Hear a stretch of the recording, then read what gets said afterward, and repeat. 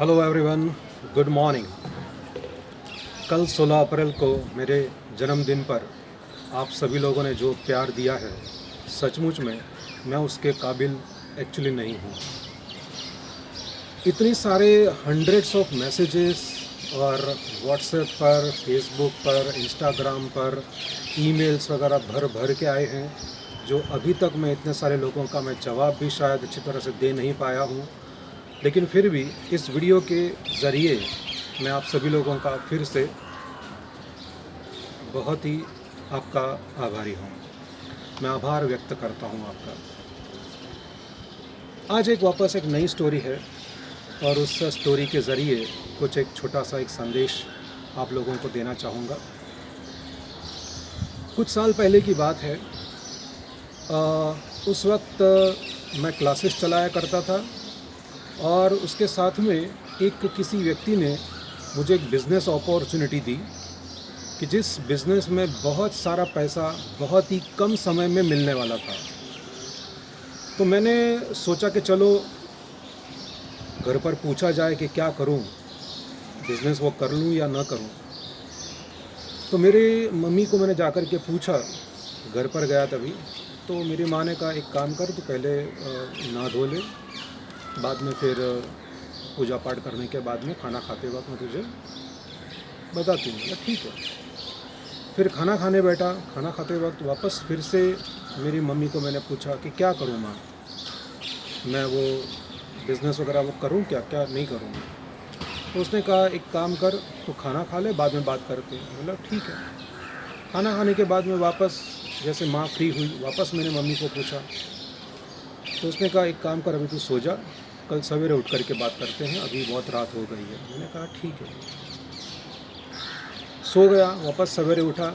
उठने के बाद में जब फ्रेश वगैरह हुआ, नहा धो करके जब चाय नाश्ता वगैरह जब ले रहा था, उस टाइम पर वापस मैंने पूछा कि क्या माँ तूने क्या सोचा, मतलब मैं वो बिज़नेस करूँ कि नहीं करूँ, उसमें बहुत पैसा है, बहुत अच्छा बिज़नेस है और इस क्लासेस के इस बिज़ी शेड्यूल के इसमें भी आगे मतलब थोड़ा सा ही टाइम मतलब अगर इन्वेस्ट करूँगा तो भी मुझे बहुत ज़्यादा पैसा मिल सकता है। तो मेरी माँ ने कहा कि देख, सवेरे जब तू सोया हुआ होता है और जब मैं तुझे उठाती हूँ ना, तो उठाने के लिए मुझे कम से कम 15 से 20 मिनट लगते हैं तुझे उठाने के लिए। शायद कुंभकर्ण जैसा मतलब तू सोता है। तो मैं हंसने लगा। मैं बोला हाँ, ऐसा ही, नींद तो मुझे ज़्यादा आती है। तो बस कितनी बार तुझे बुलाती हूँ मैं कि जितू उठ, राजा बेटा, ये वो वगैरह बहुत सारे अच्छे अच्छे विशेषणों का उपयोग करके भी वो उठाने का प्रयत्न करती है, लेकिन मैं जल्दी उठता नहीं हूँ। मेरी नींद पहले से ही, बचपन से ही बहुत गहरी और ज़्यादा है। तो मैंने कहा कि क्या उसमें क्या कहने का क्या मतलब है। तो मेरी मम्मी ने कहा कि मैं ये चाहती हूँ कि पूरी ज़िंदगी मैं तुझे इसी तरह से मैं तुझे उठाती रहूँ, तो इसी तरह से चैन की नींद सोता रहे। और मैं यही चाहती हूँ कि तू कोई ऐसा काम न करे कि जिसकी वजह से तेरे रात की नींद हराम हो जाए। मैंने अच्छी तरह से सोचा कि हाँ, माँ को समझ में आ गया है टेलीपैथी के द्वारा कि शॉर्टकट का जो मार्ग मैं अपना रहा था शायद मैं, तो उसमें शायद सक्सेस तो मिल जाता, लेकिन शायद आनंद या खुशी या सुख या कहें या रात की जो नींद कहें, वो शायद नसीब नहीं होने वाली थी। तो मेरी माँ ने जैसे कहा उस तरह से मैंने उस बिज़नेस अपॉर्चुनिटी को रिजेक्ट किया। मैंने ना कहा कि सॉरी भाई, मैं ये बिज़नेस नहीं कर सकता। उसी दौरान हमारे गांव वाले घर में, वहाँ पर एक शहर से दूसरे शहर जाते वक्त कुछ महाराज साहेब जैन साधु जो होते हैं, तो वे आए थे हमारे घर पर और एक रात रुके थे।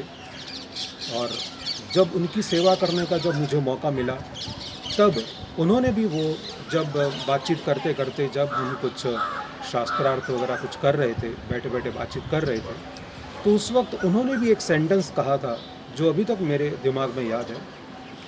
उन्होंने कहा था कि जिसको रात को न चैन वो कहाँ का जैन। तो ये बात मेरे बहुत दिमाग में बैठी थी कि हाँ यस, ऐसा कुछ भी काम हमसे नहीं होना चाहिए या हमें नहीं करना चाहिए कि जिससे हमें रात की नींद हराम हो जाए। कुंडली में जो हॉरोस्कोप मैं देखता हूँ, मैं ज्योतिषी भी हूँ। अभी तक मैंने तकरीबन 40,000 से भी ज़्यादा कुंडलियाँ मैंने देखी हैं, परखी हैं, अपने लोगों को मैंने गाइड किया है। तो मैं ये देखता हूँ कि हाँ यस, उनका जो तीसरा भाव जो होता है, थर्ड हाउस जो होता है कुंडली में, वो जो होता है नींद का सुख मिलेगा कि नहीं मिलेगा वो भाव होता है, और वो परफॉर्मेंस का भी वो भाव है। तो अगर आपका परफॉर्मेंस अगर आपका ठीक नहीं है तो आपको रात को नींद नहीं आ सकती। जब आपको पूरे दिन का कुछ काम, ऐसा आपने काम किया है कि जो आपको शायद नहीं करना चाहिए था, या ऐसा काम किया आपने जो शायद आपको करना पड़ा, ओके, तो रात को आपको गिल्ट आएगा और नींद नहीं आती है। या ऐसा भी होता है कि जो काम आपको करना चाहिए था लेकिन आप कर नहीं सके, या फिर किसने करने नहीं दिया, ऐसा भी जब गिल्ट हमारे शरीर में या मन में जब पैदा होता है तब भी रात को नींद नहीं आती है। वो अलग बात है कि कुछ लोग ऐसे भी होते हैं कि ऐसा काम करने के बावजूद भी उनको रात को अच्छी नींद आती है, वो अलग बात है। लेकिन सामान्यतः देखा गया है कि जो डायबिटीज़ का जो कारण होता है वो यही होता है कि जब गिल्ट पैदा होता है, एक ऐसा काम जो आपको नहीं करना चाहिए था लेकिन फिर भी आपने किया या आपको करना पड़ा, उसका जब गिल्ट होता है तब डायबिटीज़ होता है।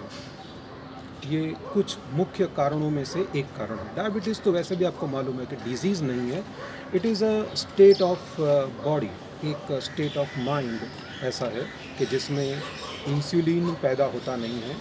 जो आइलेट्स ऑफ लैगरहैंस की जो बीटा सेल्स जो होते हैं, वो बीटा सेल्स इंसुलिन पैदा नहीं कर सकते, इसीलिए हमारे बॉडी में वो शुगर ऐसी कैसी पड़ी रहती है। अब ये गिल्ट का जो नर्व है हमारे वर्टेब्रा में, लंबर में, तो वहाँ से निकलने वाला जो नर्व है, वो नर्व के रिलेटेड कुछ गैंग्लियंस होते हैं, और वो गैंग्लियंस में ये गिल्ट केमिकल्स के स्वरूप में भरा हुआ होता है।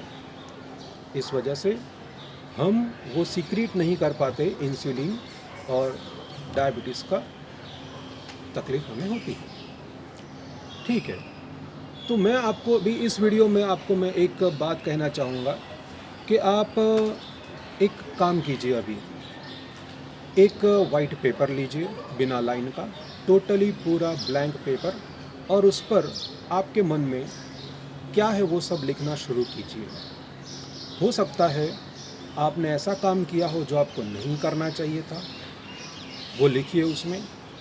और ऐसा भी हो सकता है कि जो आपको काम करना था लेकिन आप नहीं कर सके, अभी तक नहीं कर सकते, कोई आपको रोक रहा है या व्हाटएवर, कुछ भी रीज़न हो सकते हैं, वो कागज़ पर लिखिए।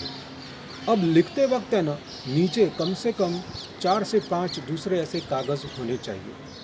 बाद में मोस्ट कंफर्टेबल जो पेन आपकी जो होती है, वो मोस्ट कंफर्टेबल पेन पकड़ करके आप उससे लिखना शुरू कीजिए। लिखते वक्त नीचे थोड़ा सा उसके ऊपर, कागज़ के ऊपर प्रेशर डालना मत भूलिए, थोड़ा सा दबा करके लिखें।